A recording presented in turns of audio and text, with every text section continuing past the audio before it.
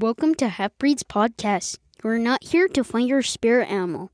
For all you people who don't want your spirit animal, sit back, relax, drink your Pepsi, eat your fry bread, and enjoy the show. Welcome back to Half-Breeds. Today's episode is the beginning of a longer story of how I ended up writing my thesis the way I did and why I had to take the form it did. I didn't come to graduate school with a clear plan. I always wanted a master's, but I didn't know what for.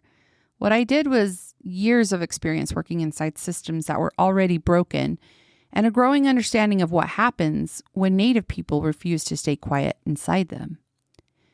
This episode isn't about calling out individuals or specific institutions. It's about patterns, structures, and what it means to navigate higher education when Indigenous mentorship disappears and you're left to figure out things on your own. I'm starting at the beginning, before the thesis, before the defense, because none of what came later makes sense without it. So if you're listening, I ask that you listen slowly. This season is about survival, refusal, and continuance. Let's get into it. Let's go, Dan. Half-breed, that's all I ever heard. Half-breed, now I learn to hate the word. Half-breed, I'm no good, they won't. Half-breed.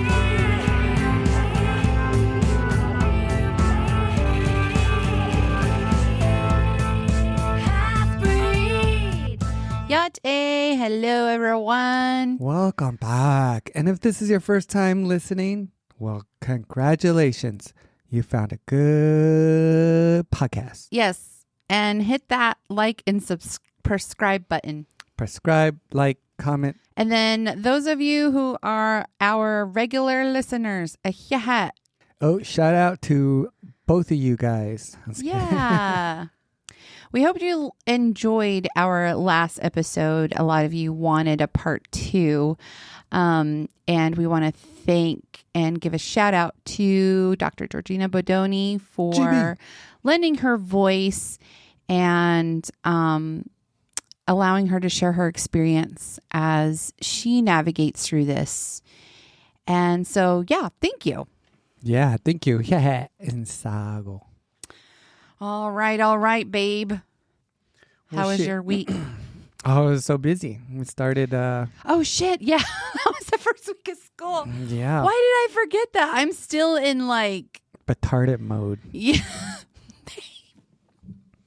You're still in catch-up mode, thesis Oh, mode. I am. Yes. And we're going to be talking about that today. So y'all are in for it, like, to hear my experience through all of this. Oh, shit. I think things have calmed down and Shush, yeah, right. I am trying to process everything that I've went through. So I know we were out for the break because we were both coughing up a storm and sick and all that. But I think I'm ready to talk about it. You think so? I think so. All right. Well, then let's talk about it. Well, then. yeah, this week has been crazy. I mean, of course, we're not going to we're going to address the elephant in the room, which is we're not blind to knowing what's going on out there in the world nationwide. I think that it's impacting everyone. Everyone's feeling it. It gets me so angry. It does. And then you need to be able to, I guess, channel your emotions to feel that anger. We need to bring rage back. Well, they tried to come back for a tour, but Yeah, you just missed it, huh? well, I got my ticket and everything, and then they just kept postponing and then COVID. for 2 years, and then they just refunded everyone. Oh, But yeah, that's right. I forgot. Zach Even de la post-COVID, Rocha right? tore his ACL, so that made it. If that doesn't say old, Yeah, it happens. we're almost there. We want to rage, but we're going But we to... don't want to tear any of our Right. ligaments and tendons Right. while doing it. But we are the generation of ragers, so I'm up for it. it's good to release that outlet. Didn't you come across, I think we both came across something where they were showing how nowadays this generation, not just this generation, but people in general are they're on pills more. Like I myself am one of them. I don't care to talk about it. You're a pill popper. I'm a pill popper to deal with my emotions. But back in the day, we had concerts that I want to add were affordable at the time. Yeah, for standing for the pit. Yeah. Yeah, like it's absolutely ridiculous now for concert tickets. Even like kid concerts, like I looked up Danny Go concert. Oh shit! How much was that? Just for like something where Jackson could even see the stage, that would even make it like worth it. I think it was $180 each. I didn't even know it was that much. Yeah, it was ridiculous. That's insanity. So we just put on YouTube and he did his Danny Go dances there. I remember back in Back in my day. when we lived in Colorado and Yo Gabba Gabba was the thing. Oh, yeah. Yo, Gabba Gabba! Tickets, I took the boys to see them, I want to say 2 or 3 times. I don't remember if it was 2. I don't remember if it was 3 because it was more than once. And that was with Biz Marquee. Yes. That's awesome. Oh my gosh. That was so fun because he's a DJ too. So he was playing a lot of old school stuff and he did some DJing. What's the pancake song on Syrup? Yeah. Pancakes Cake and syrup time. Yeah. Syrup time. Pancake and syrup time. I know all the songs. That was my jam. But tickets were like, they weren't even that much. It was extremely affordable because I was a poor undergrad at the time and I wasn't working like a regular full-time job or anything like that. Mm-hmm, but you could still go. Yeah, and get great seats. I think I might be mistaken. I wonder if I saved those tickets. Now I got to look in the shadow box. But I know it wasn't that much because I wasn't going to break the bank. And I didn't have like credit cards at the time. But I did pay for VIP backstage passes for Salem to beatbox with Bismarck. Cool. And that was like, I want to say $50. Yeah, it was now it'd be awesome. like 1,000. Did you see that video with Kurt Cobain talking about ticket prices? Yeah. It's like, we charge 27, and then they're like, who's charging 50?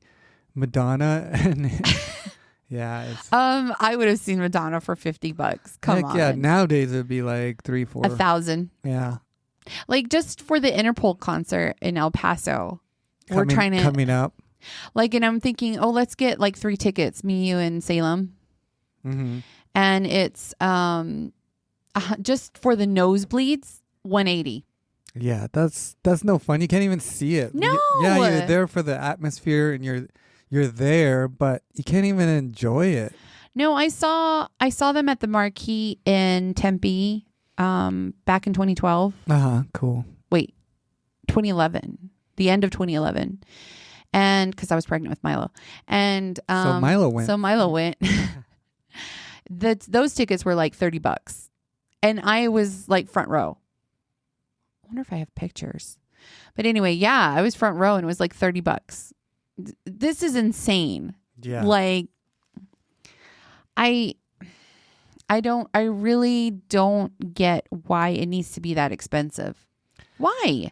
I don't know. The only thing I can think of is the venues charging them more. So they're charging more. The artists are charging more. Or is it just from the top? Like the executives make the artists charge more so they get more? I don't know.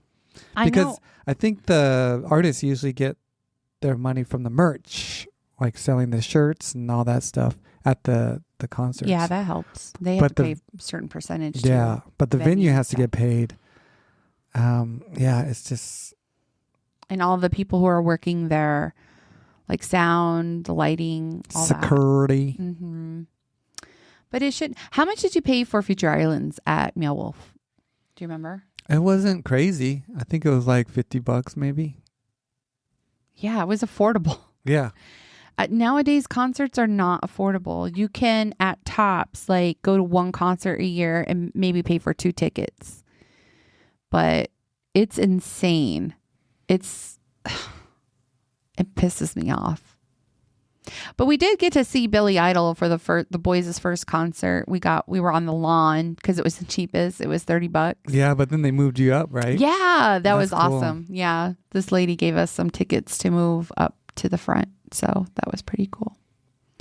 But yeah, we are not, on another note, we are not blind to whatever's going on in the news.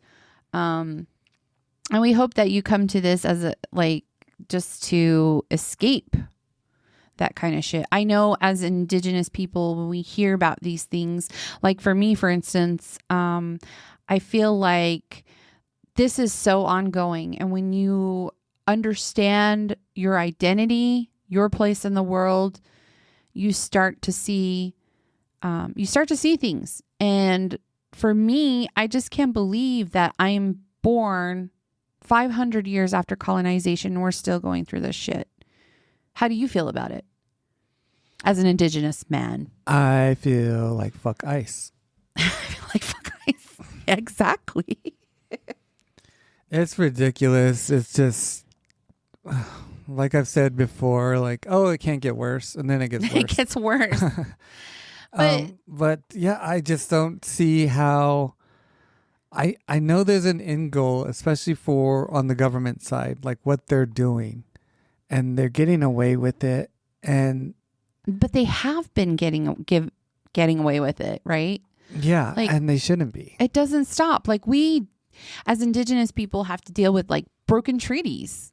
Like that's getting away with it From the get-go. and nobody's saying shit. There's no reparations. There's nothing. Like they stick us on a reservation and then blame us for being poor or for not thriving when the whole goal is genocide. Like this manifest destiny is continuing. And for me, I don't know. I kind of have like, my attitude is like an eye roll attitude about it. Mm-hmm. Just because I think I mentioned this earlier today with you, that why does it take ICE for the nation to be in uproar? Why? Like, I know we were protesting against police brutality, but it's still going on. And the police brutality, we're killing Native Americans. We're killing Black people. And there's nobody gives a shit until a white person dies. Then everyone's like, what is going on? Like, what the fuck? Now ICE is targeting Native peoples. Oh, I wanted to bring this up too. How do you feel about the Arizona ID saying Native American under the picture? I already have like a Navajo card. Right? And they don't recognize that. No. So what, now they will? Yeah. Remember when I got into that argument with somebody when I was trying to buy alcohol in Gallup? Yeah. And I showed them that my Navajo card. And here they weren't saying it was like you can't use it because of the card, is because you were intoxicated. Shut up. I just want one more. I was like, one more fireball. before that meme came out, I think I was saying that. I was like, your government gave me this card. It's from the federal government. Like, and it says right on it. exactly. Yeah. It's a form of identification from the federal government. How do you not accept this? Now the Arizona IDs, and they say it's optional. You have to like request it. But if you have Native American on, what? Who's going to look at that? And what's the purpose of it? Why? Why are we the only group that has that under there? Yeah, that doesn't Like, make any sense. Is there an Asian American under yeah, their like, picture? oh, I want Latino on mine, or yeah, African American. Like, what the fuck? Like, Mexico. Why did Native Americans, like, why is it like we're the only group that has and nobody's going to look at that, like, take the time. And you know what? Look at what's going on. They don't give a shit. They detain Native peoples. They don't care if you have your... No, it's not going to matter. No. CIBs don't matter. It's weird. I don't know why they would do that. Oh, I know why. Why? Racial profiling. Well, they already just look at you in profile. Look at you. Look at you. You look more Middle Eastern. Just kidding. You look more like a terrorist. Just kidding. With my beard, yeah. I get randomly selected at airports. Cavity searched. And have you noticed that AIM is renewed? Because, well, it started with the Black Panthers, right? Like, yeah, just coming back. Yeah. Making a comeback. And now AIM, like the new AIM. And I feel somehow about it. Mm-hmm. How come? Because to me, they never, like the first round of AIM resulted in like the Wild Wild West shootout of federal agents, them coming into arresting Wounded Knee. AIM, some AIM members. It was just like a trickle down effect, and it led to us turning on our own people, mainly women. The violence that was directed towards, in particular, I'm talking about Anime Aquash. I think we discussed a little bit about that in our previous episode. Yeah. I just feel somehow about that too, because it's like they did powerful, necessary work to protect us. And don't get me wrong, I think everybody has a place in this world. Men are supposed to be our protectors. I mean, they're physically built to be our protectors. But as far as leadership goes, I'd like it returned to the women, because, I mean, and it's even proven that majority of Indigenous tribes were matriarchal. And there was a balance, that creates that balance. But the original AIM, I think, reproduced that patriarchy and violence. Mm-hmm. And anime just became that open wound that was never fully reckoned with. Like they didn't deal with it. So I feel like when movements don't account for the harm that's done to women, that it just they just continue it. Mm-hmm.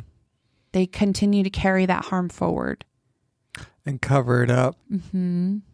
No accountability. Well, Leonard Peltier he got out too. Yeah. I have theories about that guy. Yeah, from that documentary, huh? Yeah. And like I said, I know they did important things, but it just doesn't sit right with me when you don't address the violence and the continued violence that goes on with Native women. And we continue to see that on our res with domestic violence, how it's on, at an all-time high. Yeah. It doesn't sit right with me, especially with that problem of missing and murdered Indigenous women. It's still ongoing. Mm-hmm. Continuing. It's hurtful as an Indigenous woman. So this new surgence of AIM to me is just kind of like continuing that norm of patriarchy. And yeah, I just want to say men as protectors, women as leaders. It's deeply rooted in many Indigenous governance traditions. It's not being about anti-man. It's about hojo. It's about having that balance. So you don't go out of balance? Right. Colonization disrupted the matrilineal authority and replaced it with militarized, male-dominated leadership models. So when movements default to men with megaphones and guns, it feels more like a reenactment instead of resurgence. I say that with enthusiasm because that's what I put in my thesis. So me and Gabe tried to look up more information about the American Indian movement, like website wise. Yeah, and we got denied. We tried many different search engines. I don't know what's up with that, Yeah, but it's a little sus. just would say unable to load. So, yeah, shit's going to shit right now. We're not blind to it. We all know what's happening. Until you recognize or understand, the problem here is colonization. It's manifest destiny. It's genocide. It's pushing that white agenda for just the acquisition of land, of resources, of just everything. It's so greedy.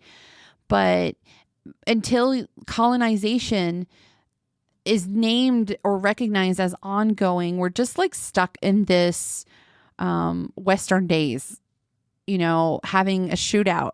That's what it's going to come back to. I'm really scared. Oh, Wild Wild West. I'm not good at pistols. So this lawless frontier logic. But yeah, manifest destiny is dressed up as policy, genocide's disguised as bureaucracy, and without the truth, there's no accountability. And of course, if you don't have that accountability, the violence just shapeshifts. Yeah. Continues. But anyways, this is a good segue, right? Yeah. What are we going to talk about? I don't know. What are we going to talk about? We're going to talk about your thesis.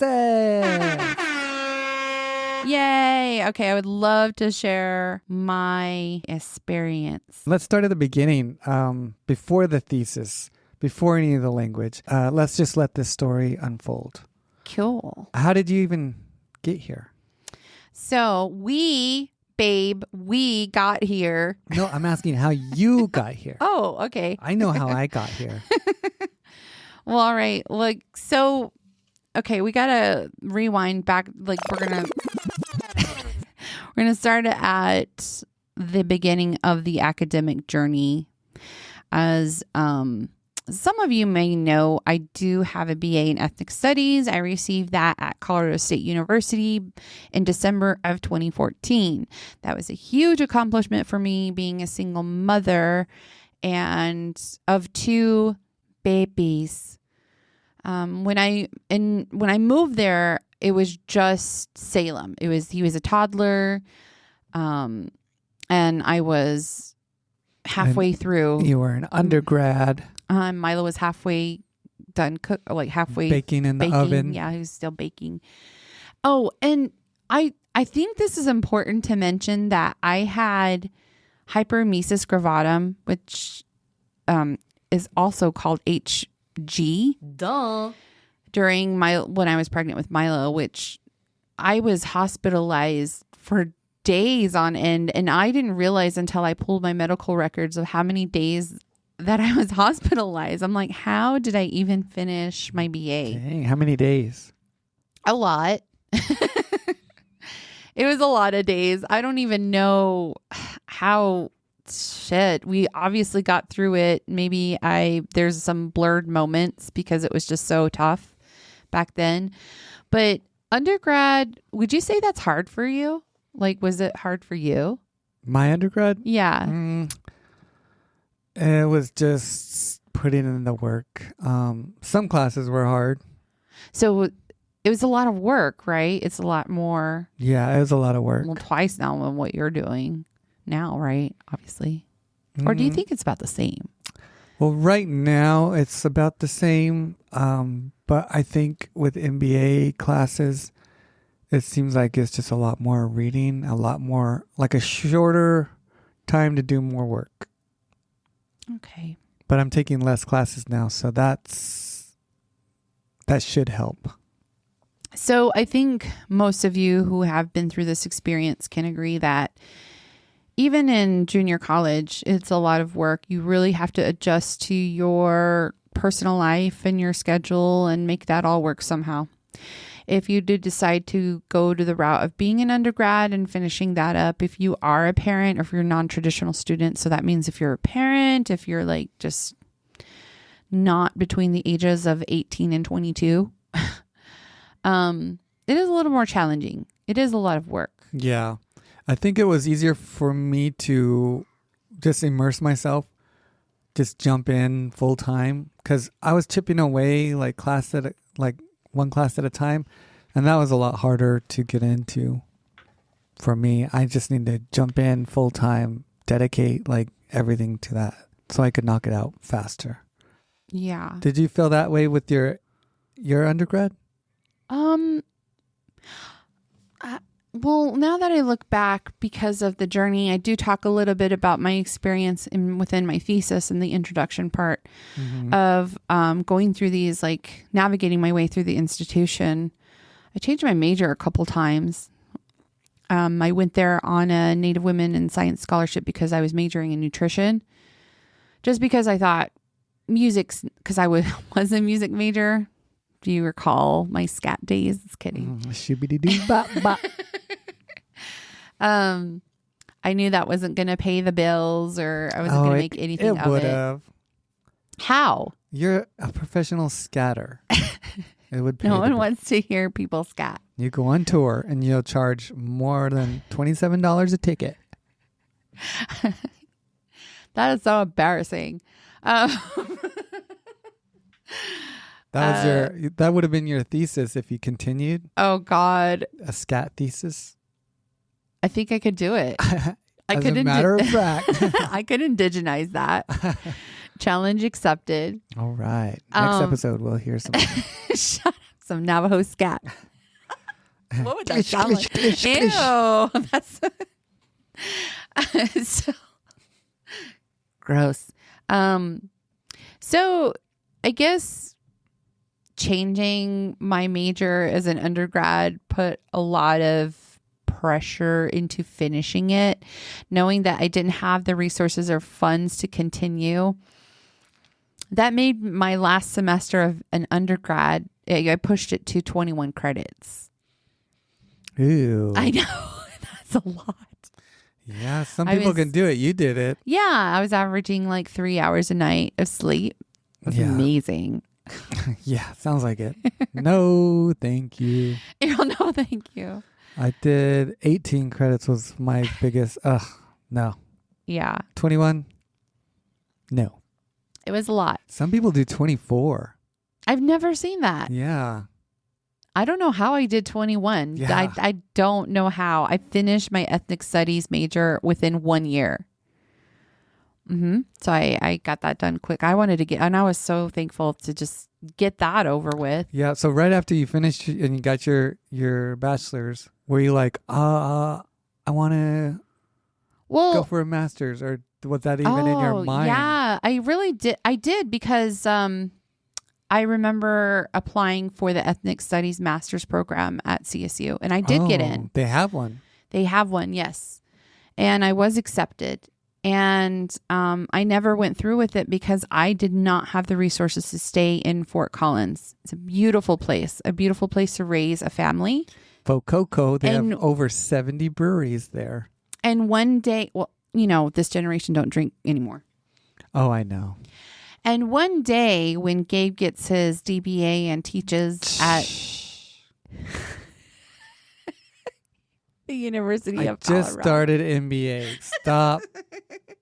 You can make bank Stop though, babe. Piling shit on me. I don't want to work. I just want to sit and write. I don't want to do this anymore. We can move back to Fort Collins.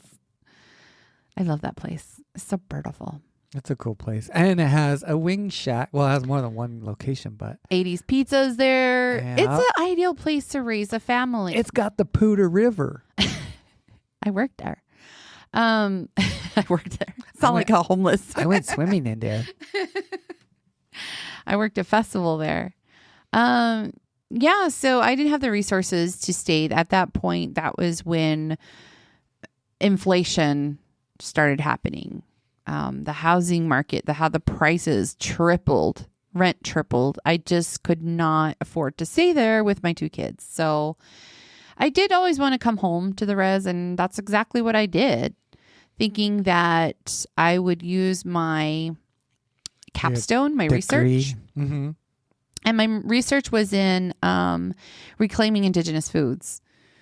So there were the reclamation of indigenous foods. Fry bread. That's not indigenous. We That's made it. assimilated. We did make it with that though. And now we have adopted that as our delicacy. It's really good. Slakan. But, and knowing that there are, and there still are, there's so many grants out there to open up a farm or like just grant money for agriculture. It's still there. It's sitting there. Nobody's using it. I think I only know of one company. And maybe there's a couple more, but the only one I know of is, have you heard of Biddy Foods? Bitty Foods. No, I haven't. Where's that? It's they did that. They did they grow corn. There's like a farm. They grow all sorts of things like blue corn mush. They make baby food. It's really neat. Like I really love that for them. Where is this at? This is on the res. I want to say, I'm going to come back to that because I need to do some research. I want to say it's in Chinle, but I could be mistaken. But I know it's on the res. Did you know T-Mobile works in Chinle? That is an inside joke about some Bilicana who worked for T-Mobile and knew all the res places. Good salesperson. She sold me. Yeah, Shit. She got you to switch to T-Mobile. She did. You're like, Chinle, I'll take it. Right? Because like I go there all the time. Anyways, so when coming home to the res, I just saw that there was a higher need for educators, which I didn't know of. Not only a higher need, like a desperate need. A desperate need that I was able to teach 8 years under emergency certifications, under long-term subbing, because I didn't have a BA in education, but hours of professional development, working really close to instructional coaches, other colleagues. Teaching is not for everyone. And I can say that I was a good teacher. And if my old students are listening, hello, it's Miss Odo. Stand in line. It's Miss Odo here. They're all adults now. That's so crazy. Yeah. They're all functioning members of society. Yes, it's so crazy. They all have Because their I started jobs with and they're fifth graders. waiting for their W-2s. Oh my gosh. Yeah, they probably have families right now. So I'm a They have grandma. Dependents. But yeah, I I was. heard grandma. And then there was like a little in-between period of those 8 years where I did go to school for special education and I was doing an in-residency program for special ed in Arizona.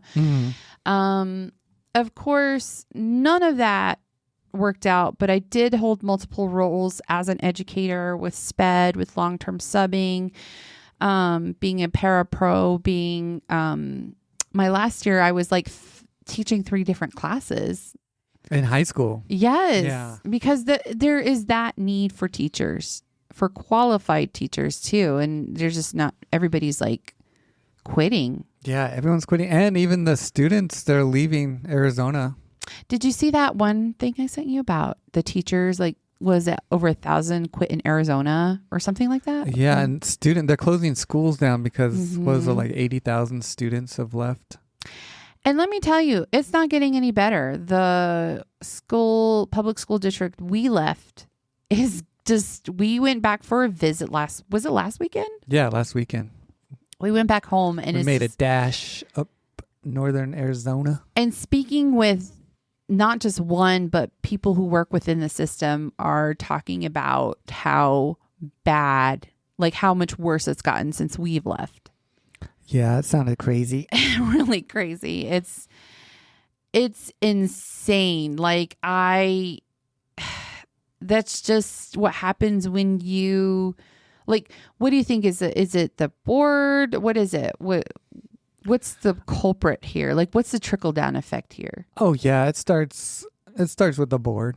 the governing boards who approves people and hires people and terminates people, and some of them don't even have qualifications in education or experience in education. They're elected, so a lot of them who are elected in have no college background, they just don't know what's going on, and in the meetings they try to explain things to them as far as like new curriculums, new software, new technology, and it's just like over their heads. Oh yeah.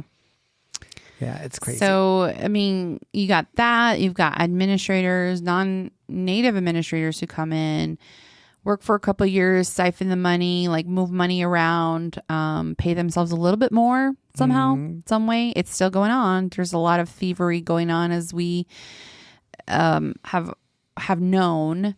Yeah, a lot of these non-native administrators go into these res schools, and then they just create a revolving door and leave. They do. And you know what's even sadder is when it's your own people stealing and taking away from the students. Yeah, that's messed up. And I just hope there's accountability and there's people know about these things that are happening. Right. That's like number one. I think that's lost somewhere within our teachings. We're losing those teachings of holding people accountable for all things. But yeah, so watching this corruption and exploitation by non-natives, I was always like, would you call it the smoking gun or a whistleblower? Yeah, whistleblower. What am I? A narc. I'm a narc. Ew. A rat.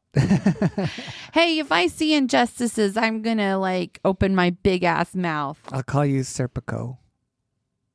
Is that what he does? That's what he does.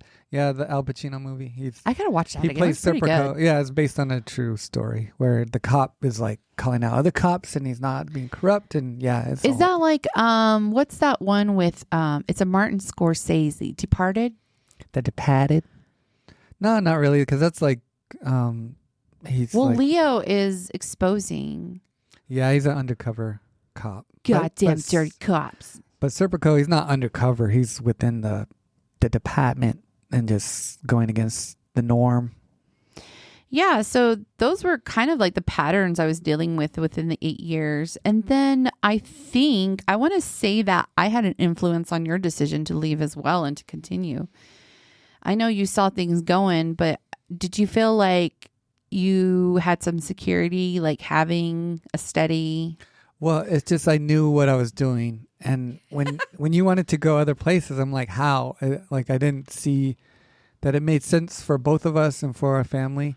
But when we kind of decided on this place, things like fell into place. So I was more ready to move, to leave. Yeah. And yeah, you're right. Like, I'm glad I did because It's got worse. I was just stuck.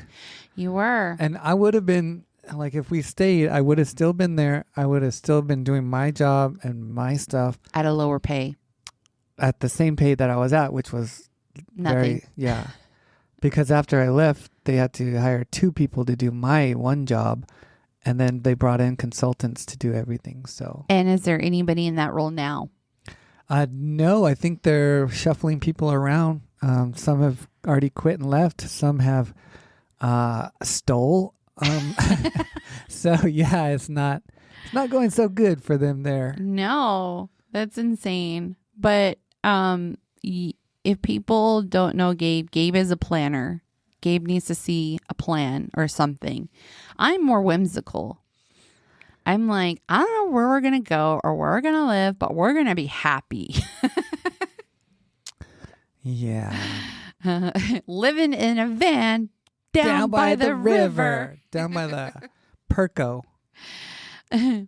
So I convinced Gabe to it's what I remember that thing I brought up about employment things last weekend about Oh yeah. And you read that. Yeah, never, like, we learned the hard way We learned those things the hard I'm way. a late bloomer.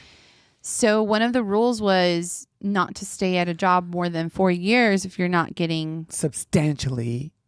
compensated for Yeah. it. And you were getting more work for the same pay. Like they were putting more work on you. Oh, yeah. And Which was we so even went messed to up. the governing board for that to get these stipends and stuff, which they're giving out like now, like nothing. But for me, they denied me, I think, 3 times. So they said I was the highest wage compressed employee in the entire district. And they did nothing to help you or compensate you for that, which was really sad. So at that point when we were there that long, did you feel that you had a choice to leave, or was it just survival? I think it was a bit of both. It was, I knew things weren't going good. I think it was a matter of convincing you that you deserved better. And I think because we were new in the beginnings of our marriage, we had to work together. We were still in honeymoon phase, huh? Yeah, we were still in honeymoon phase. We knew we had to work together. We still are, though, right? Yes. Okay, I thought so. Remember last night? Ew. I do. All 10 seconds. Ew. It was 15. Anyways, we were a lot of things. Oh, okay, so when we were looking into other outlets to help us improve our future, I think it started with you, right? Like I knew I wanted to do a master's. I think that's what I was working towards. And I knew I had to get my GPA up. So I was doing post-baccalaureate classes online through CSU. Yeah, I remember. Yeah, to get that up because it was really important to me. At the time, I wanted to be an occupational therapist. Remember that? What's that?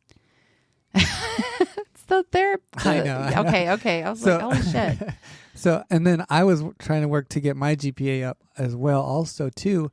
Oh, yeah. To go to CSU. But then that didn't happen. Yeah, that didn't happen. And you also applied at UNM, right? No, Diné College, right? Oh, yeah, that was weird. Oh, my gosh. Yeah, that went the way you would think it would go. Yeah. Like, I got accepted. They gave me, like, I had an account there and everything. And then... and then no, like, school was starting and you didn't get any of your classes. Yeah, it was really weird. It was wild. And I'm like, no. And then... I guess it wasn't for you. We looked at NAU, U of A. ASU? Did you look at ASU? I looked. Yeah. We did look. Yeah. There was other places too. UNM. We did look at Haskell. Remember that? We did think about because they have a BBA program there as well. Yeah. So we were looking into many different options, and the one who got back with you was NMSU. And looking into it further, I guess the plan, like how are we going to move our family there? They had family on campus family housing. So it just worked out like to where that's perfect because we need family housing. And, you know, because rent is like absolutely ridiculous out there. I don't need to tell you guys that. You're probably living with it or living with somebody else to afford a roof over your head. Yeah. And then the NMSU College of Business had a good program. Track record. Yeah, good program. They're very. The reason why it works is because there's structure there, and I think I'm going to talk about that in future episodes too as we go through this series. So, this experience is going to be a series, and it's going to be broken up into a couple different episodes. And I'd be happy to share my thesis and what I wrote in it, and it includes all of these things. You know, includes all of these, but I'm getting more into it than what I could put in an academic paper. So I think this is around this time when we were looking and all of that. And this wasn't that long ago, if you think about it. This was in like, what year? 22? At the end of 22. 22, 23, we were looking, and then, you know, tragedy struck so fast. I thought I had more time with my mom, but I didn't. And me being the oldest, I had to just take care of business, take care of, TCB. become her power of attorney and make things just situate for her. I don't know. Hospice, all that. Yeah. So that happened in the beginning of 2023. And that grief, it definitely changed our priorities. I was in go mode. I didn't deal with the grief. I was doing the aftercare. I was like it went so fast, like from understanding that this isn't something she was going to bounce back from to ICU to hospice to, because before she would bounce back from everything. Well, she never told us like what her problems were. So we didn't know. I didn't know until the end. But you thought she was going to bounce back until you found out the problems and you're like, oh. Yeah. Yeah. And like hospice, becoming power of attorney, finding assisted living for her, trying to get her back home. In her last couple of weeks, she did find a really good home. That number 13, she spent 13 days there. That number 13, I swear it always gets me. I should get that tattooed on me. On your forehead. It does. And even the aftercare, getting her funeral arrangements within the week, within raising that money. Within the 4 days. Yeah. And then how long did it take to pay off those funeral costs? Like 2 months from the Navajo Nation, right? Like they paid a good chunk. The VA paid a good chunk. It's costly to bury somebody. Especially when you're not ready. No, exactly. Saving. And especially since she wasn't ready. That's not something Navajos talk about. We don't do end of life plans. We're not supposed to talk about it in our culture. So having to do all of that, I was really in just go mode, and then having to take care of the stuff she left behind, her apartment, her storage, and not having any. She didn't leave shit. She didn't leave shit to us. No, she left you. She left a bunch of shit for you. Oh, okay. Well, she left a bunch of trash. Thanks, Mom. 90% of her shit was trash. And in the storage, a lot of it got wet. And it was moldy, mouse shit everywhere. It was, there was no saving nothing in there. There's 10% but just cleaning that out. I think it took me until, that was right before the summer. Yeah. And summertime, you got accepted into NMSU. We made plans to move. Everything worked out. We ended up moving here right before school started. And then I drove the wrong way. Thanks for bringing that up. Well, you're my navigator, and you led the way. And you didn't honk and say, "Hey, this is the wrong way." You just followed me. It's like a Dumb and Dumber situation. Yeah. And then I totally redeemed myself. But yeah, that year, everything was established quickly. I wanted to get a job right away. You wanted to get a part-time job. And we did. We got it. We landed here in another institution. It was it's higher ed. It feels less violent than the patterns that I experience in the K through 12 setting. Mm-hmm. Even though it was less violent, it's not healthy. Lesser isn't better. Lesser is not better. What differences did you feel? I think here, the way when I say less violent, it was more. There's going to be ugliness, I think, no matter where you go. Yeah, everywhere. I know in Fort Collins you said that there was a lot of microaggressions, and you could handle that. Yeah, because I feel like it was more passive aggressive. And you like that? I could handle it better. Because people don't. I guess I don't come at it as I'm angry or anything. It was easier to address people who weren't so offended, and they had accountability, even though they romanticize the idea of Indigenous peoples.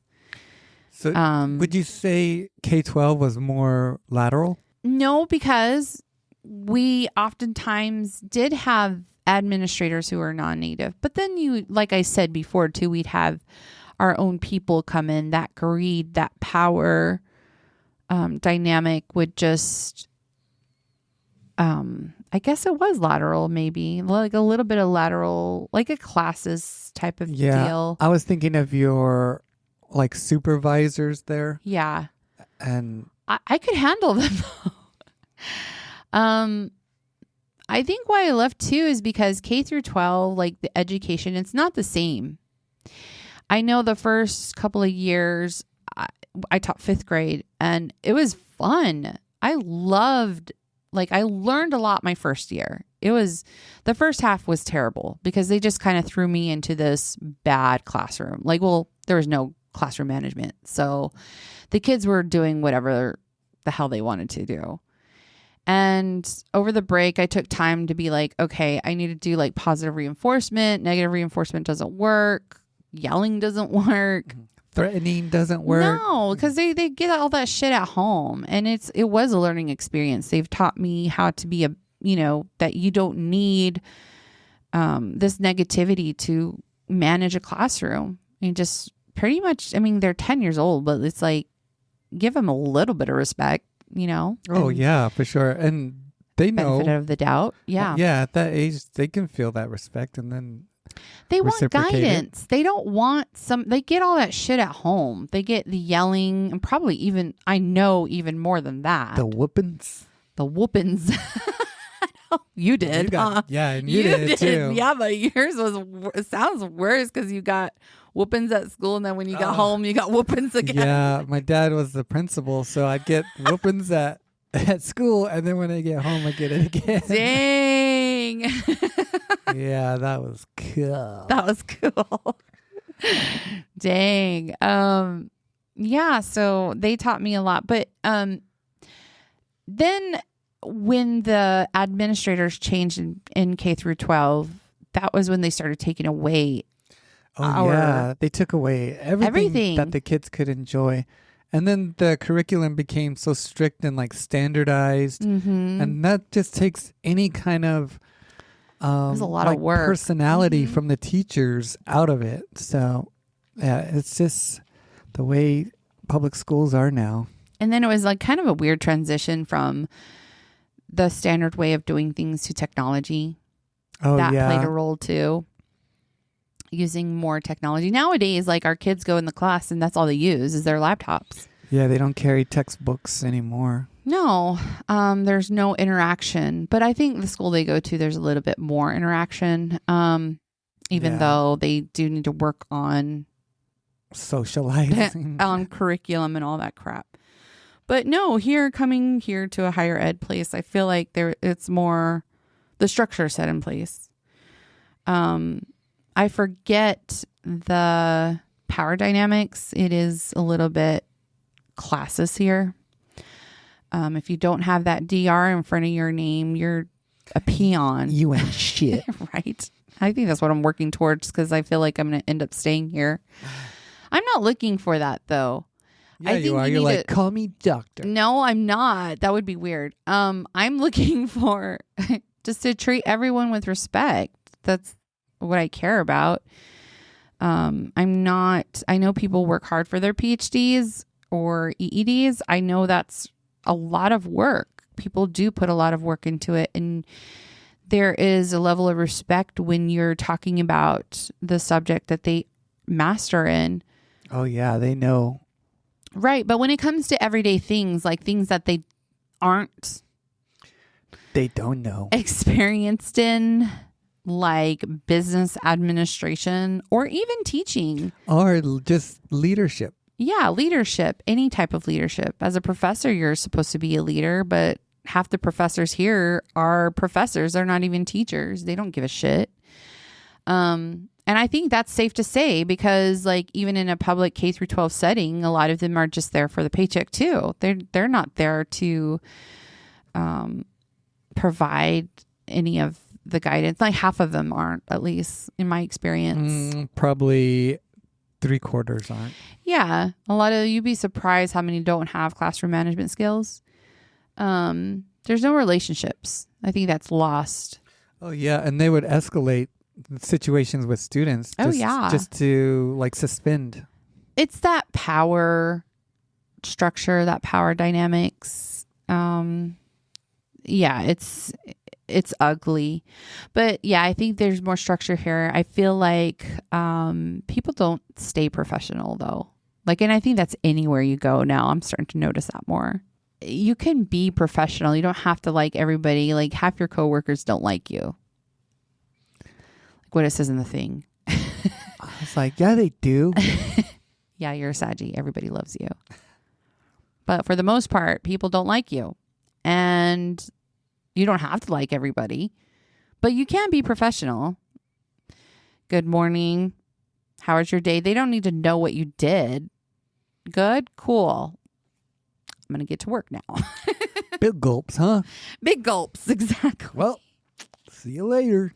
All right. So we moved here and I was doing my thing, going through my classes. And what made you select your master's program?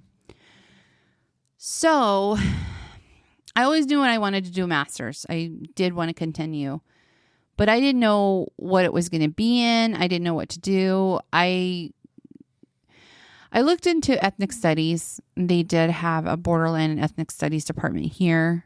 I didn't realize it was new. Brand new. It was brand new. And I looked in to see if they had a graduate degree Yeah. for ethnic studies, and they didn't. They only had a certificate.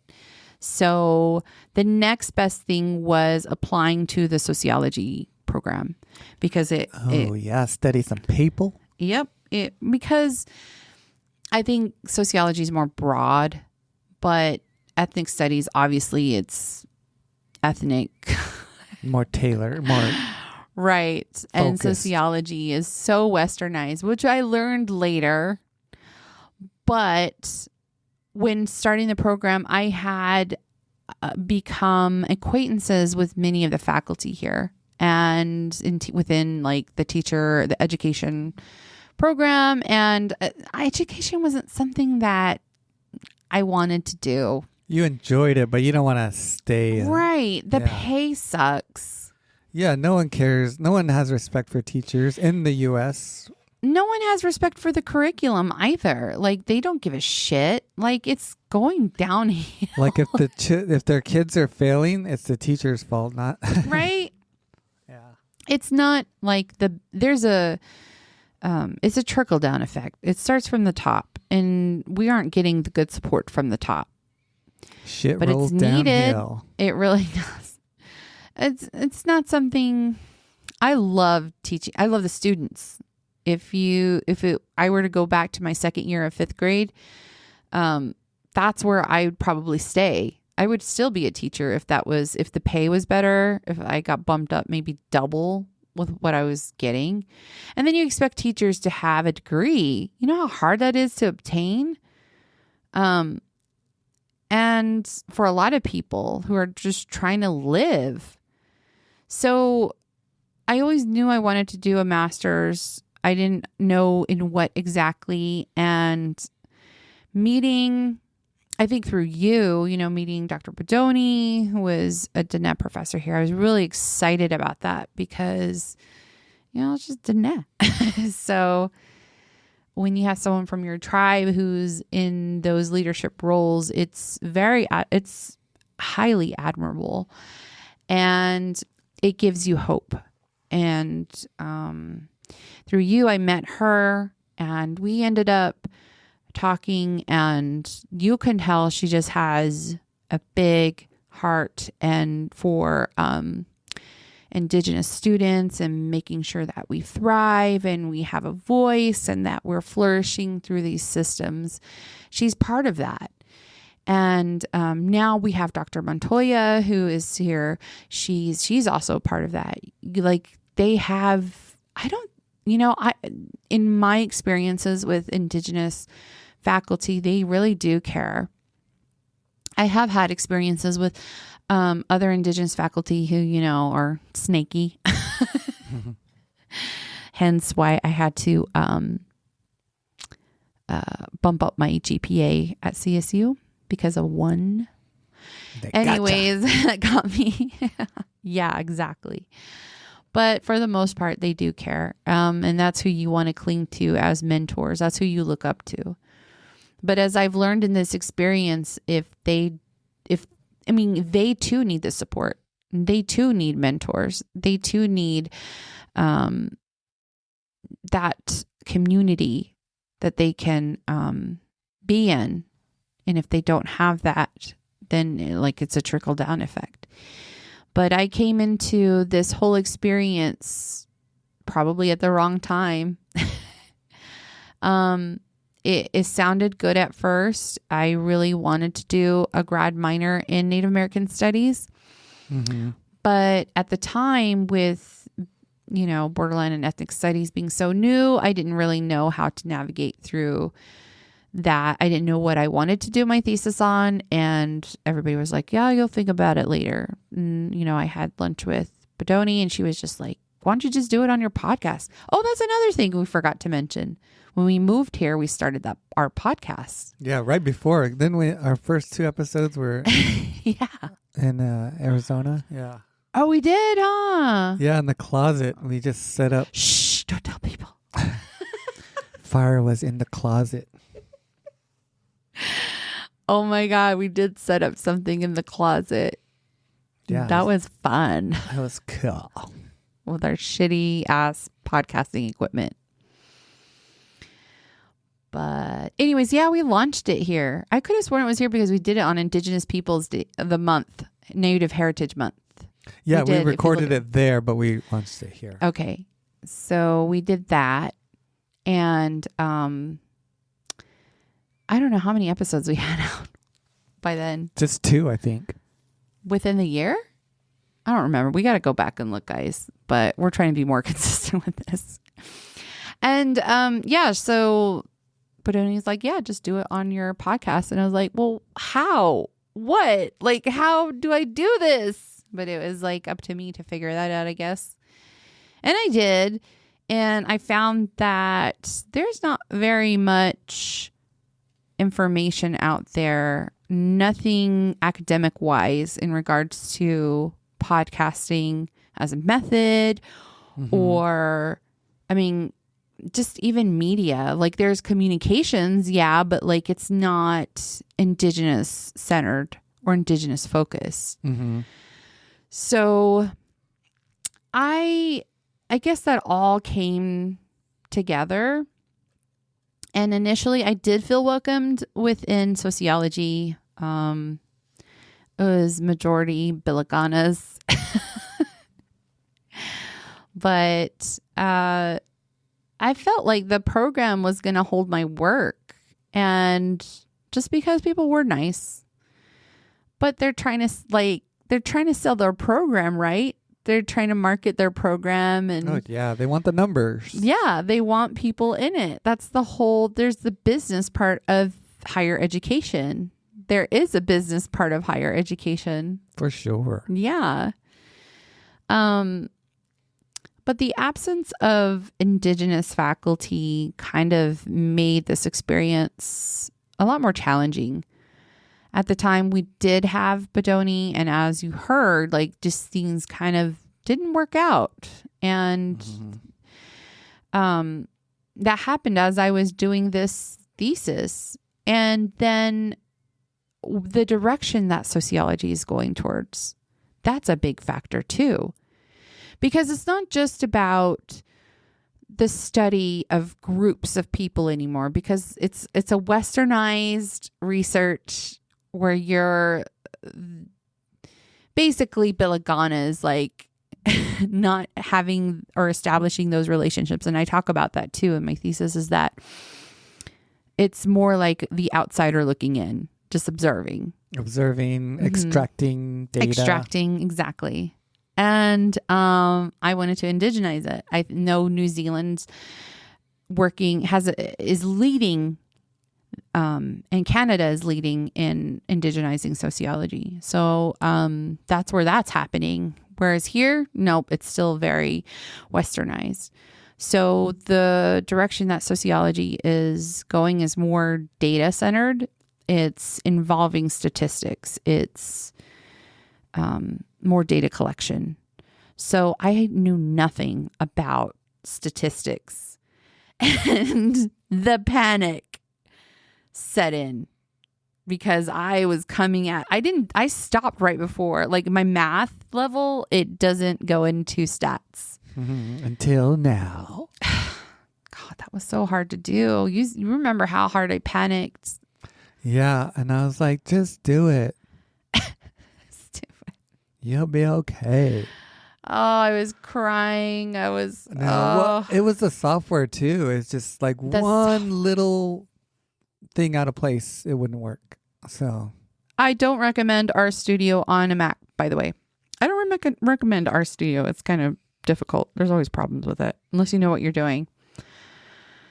But yeah, so through this whole experience, just how I felt in the beginning, like when that Indigenous mentorship became unavailable, I had to create a committee, and that composition of the committee, it changed unexpectedly with the departure of Bedoni. Dr. Montoya was new, so like having her on my committee was really important. I needed an Indigenous mentor. And didn't they add someone and then they got out? And they added someone late. yeah, that was weird. That was weird. And it looked bad on my part, I feel like. But you're just so hard to work with. But yeah, I just felt like I was preparing for this thesis, like without guidance, like any guidance, with very limited guidance. It wasn't as what I expected it to be or what I hoped. I never heard of any other graduate student going through this. Especially with what I wanted to do, which was Indigenous centered and Indigenous focus. So once you did decide to use the podcast as your center, your focus, what parts of the podcast did you choose? We were recording these episodes without knowing it would become the academic work. Like, we were already doing it. Yeah, I don't think we were making that connection. No, we started this out just for us to learn more about each other and for other people to listen to. So, yeah. Yeah, and as I will explain in future episodes, that the work that we're doing here it's tied to Indigenous methods. And we got asked to speak for American Indian programs, to do a little we did like a presentation, of our podcast. And we didn't even know that we were doing like a thesis presentation, essentially. We just kind of went with the flow, and that's exactly what we did. Yeah. Now looking back, we're like, oh, that's the same thing. Yeah. I mean, we did talk about technical, procedures. Testicles. For making a podcast. That's an important part of it too. But for the Indigenous part, I didn't realize or make the connection that this was academic work. For me, so I had an idea like, okay, I think I know where this is going. And because podcasting academically, or Indigenous podcasting specifically, was not out there because it's still so new. I mean, don't get me wrong. We are not the first ones to do Indigenous podcasting. We're not the sole creators. I thought we were. Oh, darn. Sorry, babe. Sorry to tell you, we are not. No, we've listened to other there's such great other podcasts out there, Indigenous podcasts out there, and people who have done the academic work. But this form of storytelling isn't in academic form. So that's what I needed to do, and make that connection of putting it into academia for future generations. And of course, this is all going to probably change 10, 15 years from now. Who knows where it will be, but I'm only speaking within the moment, and it's a form of storytelling. For sure. So when that mentorship was leaving, panic set in. It's a lot of panicking. Yeah. Yeah, but you made it. I did, but I did it fast. I knew I wanted to get it over with.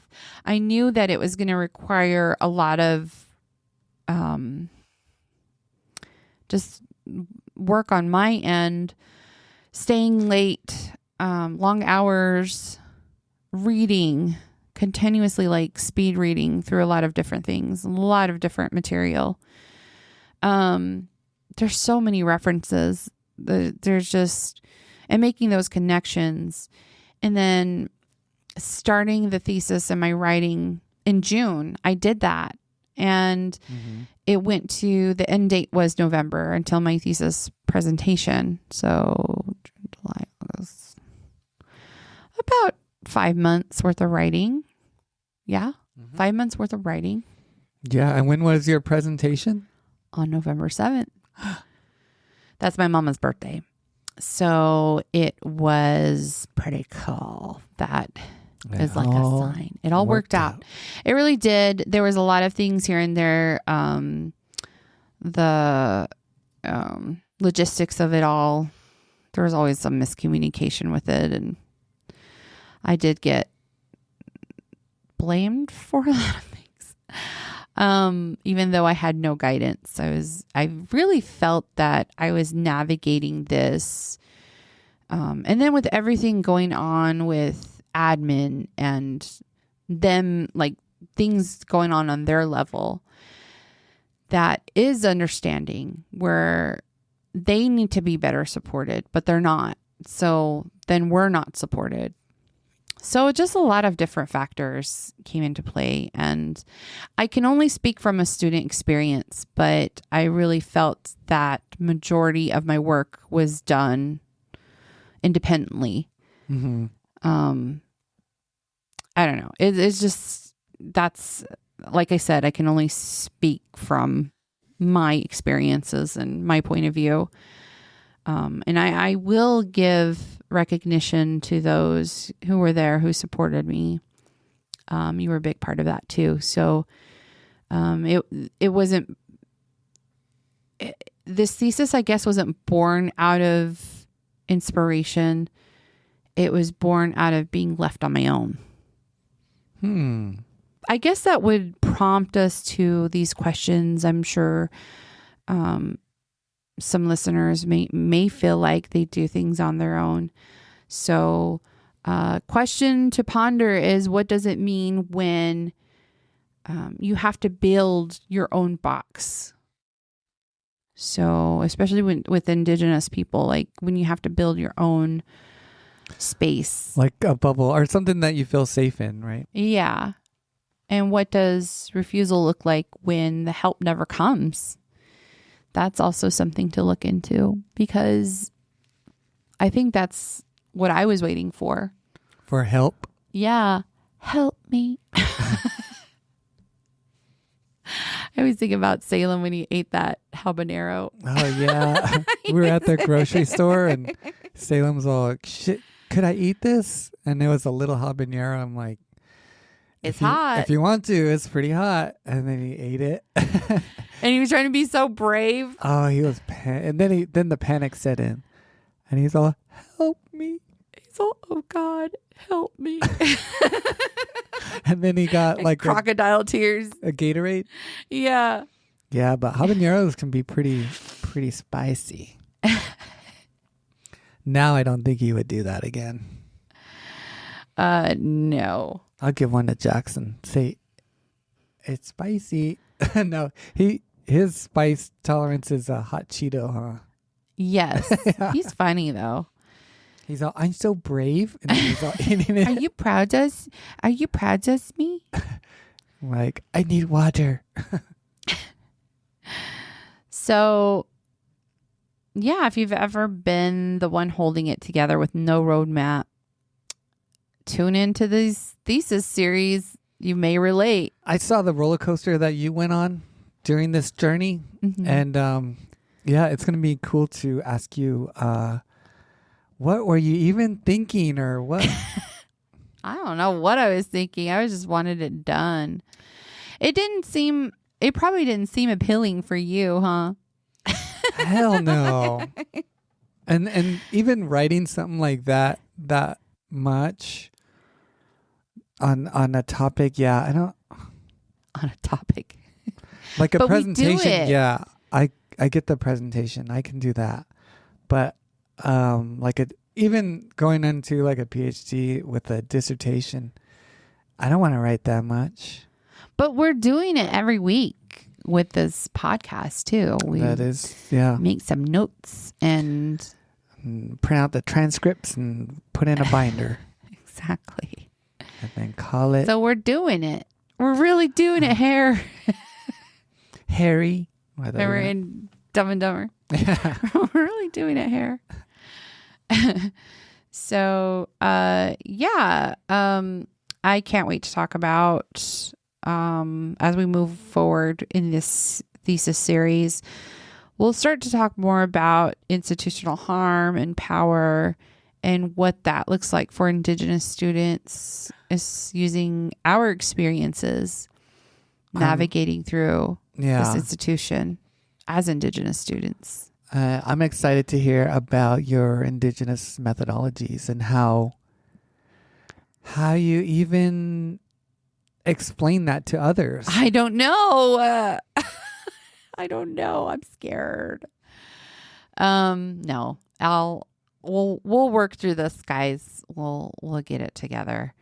But yeah, thanks for listening for the beginning experiences of kind of like how this came to be, how this beginning, it wasn't ideal, but it was a plan that I knew just needed to be done. It's like when you're birthing, well, you wouldn't know. But it's like when you're birthing a baby, you're just like, okay, I don't care how it comes out, but it's going to come out. And labor is not going to be fun. So that's your thesis? Yes. I think so. My baby. Your paper baby. My paper baby. But yeah. Thanks for listening. Yeah, and tune in for next episodes. Listen, prescribe. We are available on some platforms. Yeah, lots of platforms. We got our Instagram going. We have a TikTok, which is kind of dormant at the moment. We have a YouTube, which is also dormant. We have a Facebook, which is connected to Instagram. Yeah, so, piggybacks off of Instagram. And then we have our website. Go on our website, check out our recommendations, check out our episode info, and feel free to shoot us an email with any questions. Apple, Spotify, Amazon. You can find us on share and prescribe. Word.